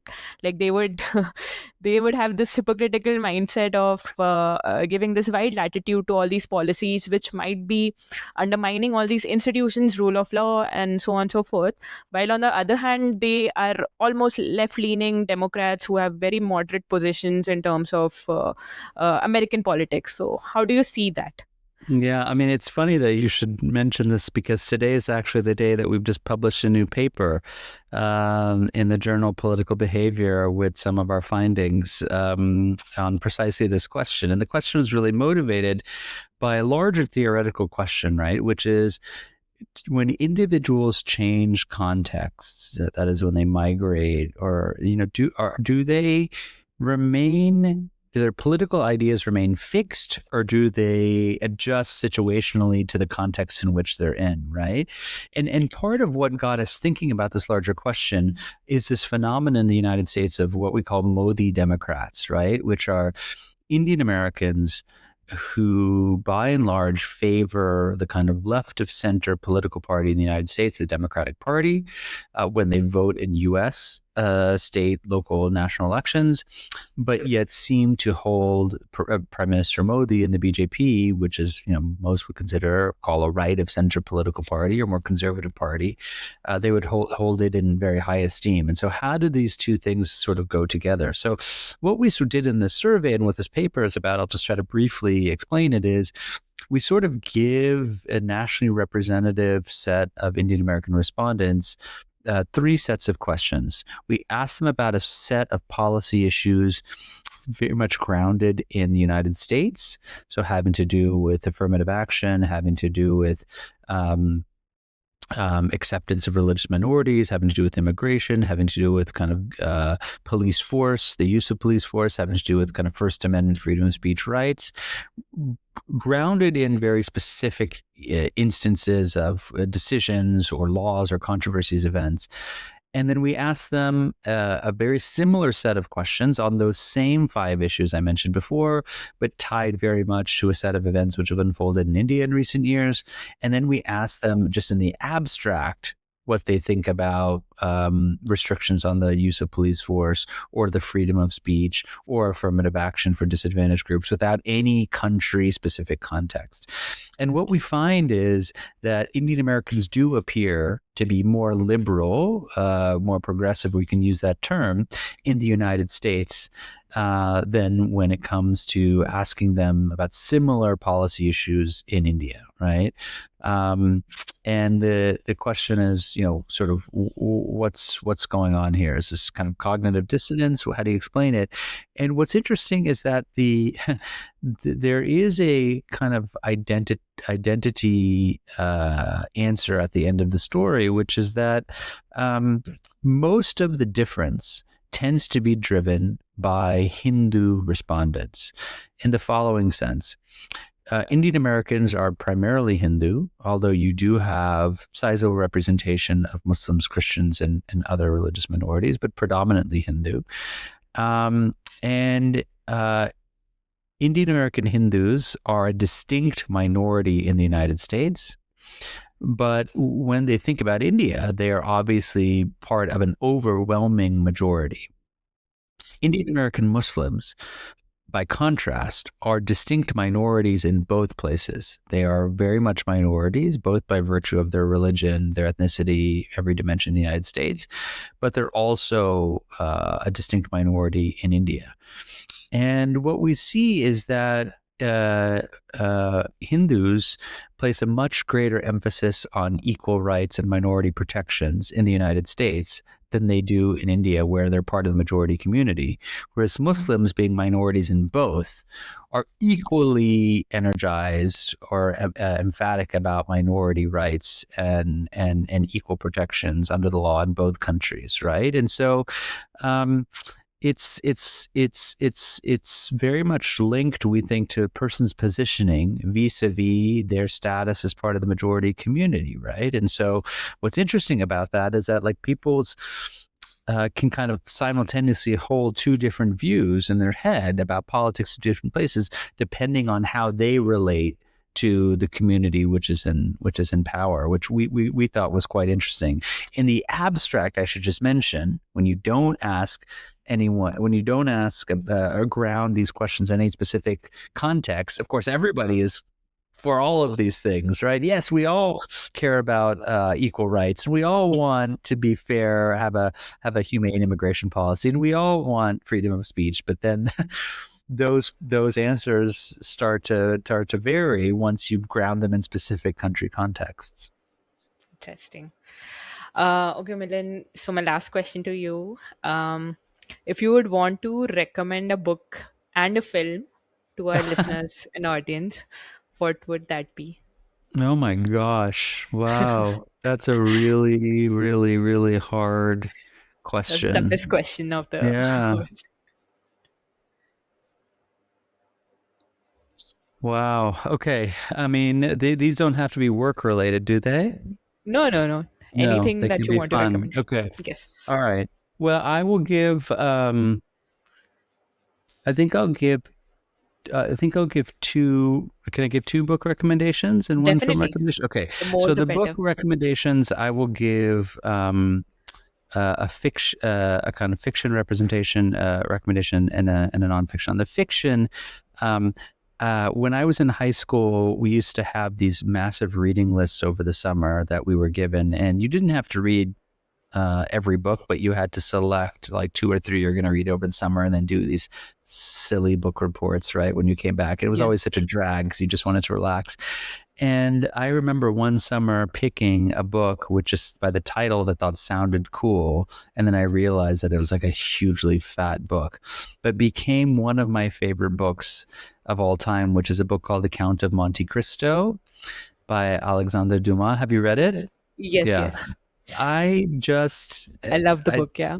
I loved the book. I thought it kind of has something for everyone. So it's a police procedural, it's a thriller, it's an action story, it's a romance, it's kind of everything all into one. And I remember thinking in the summer when I was like, God, I really don't want to do this right now, actually being quite content sitting in my room, just like reading this book, which was not at all what I thought. So I know there have been many film adaptations, not all of which I've seen, but I have reread that book several times and probably due to reread it again. And I just think it's just a great piece of literature. So Count of Monte Cristo. On the kind of more boring front, I read a book in college, or I guess it was graduate school, which probably many of your listeners have heard of or read. And it's called Making Democracy Work by Robert Putnam. And Robert Putnam, is a famous kind of political scientist, sociologist at Harvard. And this book is trying to explain the developmental divergence between northern and southern Italy. And it is so clever for many reasons. One is it's the thing that first got me turned on to thinking about subnational analysis, and that we need to really go beyond just thinking about the kind of nation state as a whole as a unit of analysis, where his focus really was on Italy's provinces.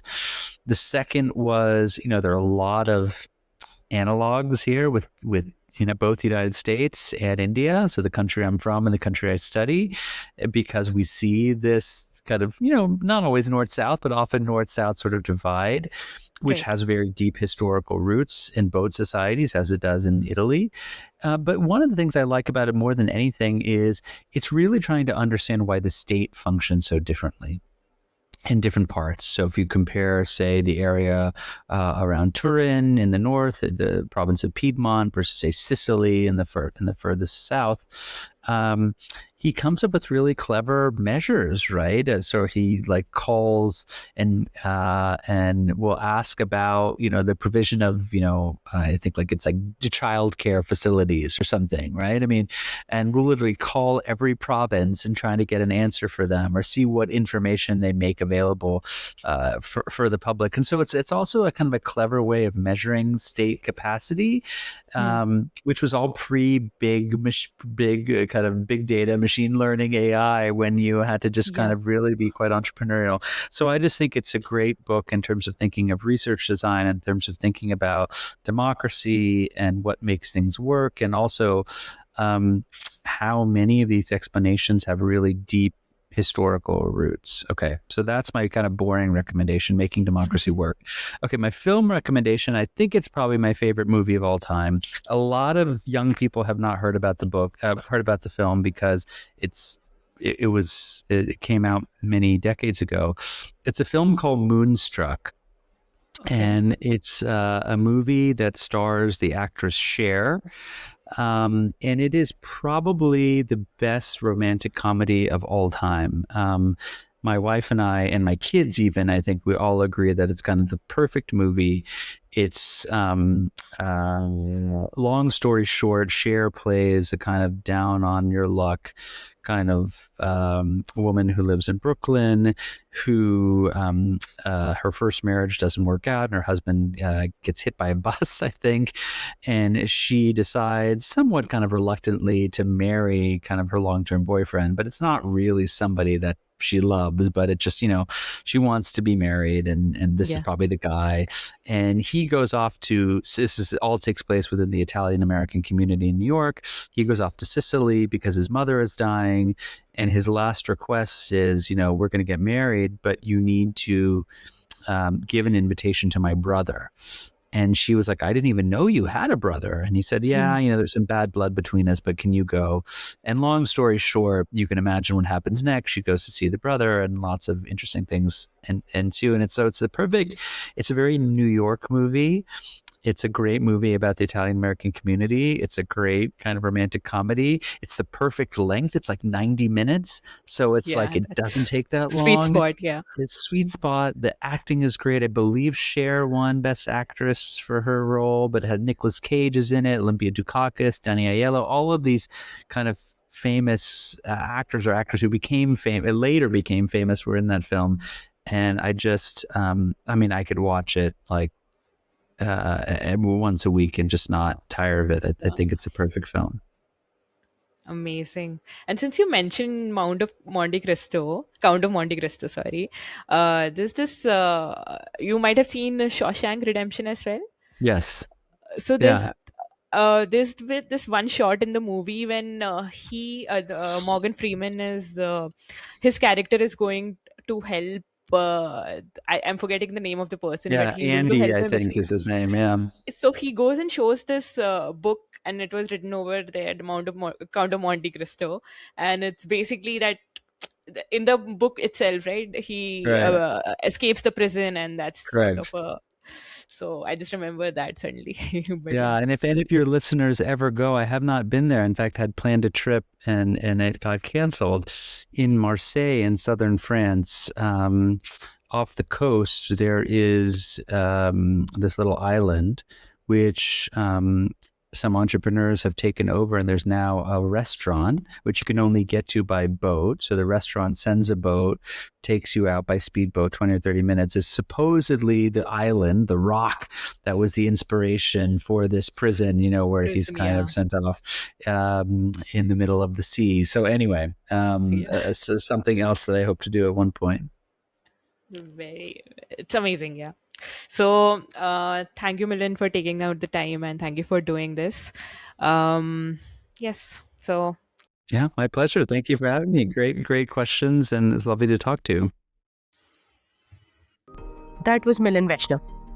If this conversation made you rethink how power works in India, do share it with someone who enjoys politics, public policy, or simply understanding the country a little better. You can find more conversations like this on Backpocket Pod. Thanks for listening, and I'll see you in the next one.